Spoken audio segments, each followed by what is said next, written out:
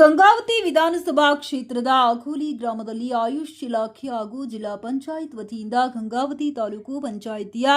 Link document ಯೋಜನೆಯಡಿಯಲ್ಲಿ ಅಂದಾಜು 50 ಲಕ್ಷ ರೂಪಾಯಿ ವೆಚ್ಚದಲ್ಲಿ ನಿರ್ಮಿಸಲಾಗಿರುವ ನೂತನ ಸರ್ಕಾರಿ ಆಯುರ್ವೇದ ಚಿಕಿತ್ಸಾಲಯವನ್ನು ಶಾಸಕರಾದ ಗಾಲಿ ಜನಾರ್ದನ ರೆಡ್ಡಿ ಅವರು ಉದ್ಘಾಟಿಸಿ ಸ್ವಾತಂತ್ರ್ಯೋತ್ಸವದ ಧ್ವಜಾರೋಹಣವನ್ನು ನೆರವೇರಿಸಿದರು. ಈ ಸಂದರ್ಭದಲ್ಲಿ ಭಾಜಪ ಪಕ್ಷದ ಗ್ರಾಮೀಣ ಮಂಡಲ ಅಧ್ಯಕ್ಷರಾದ ಡಿಕೆ ಅಘೋಲಿ, ಗ್ರಾಮ ಪಂಚಾಯತ್ ಅಧ್ಯಕ್ಷರಾದ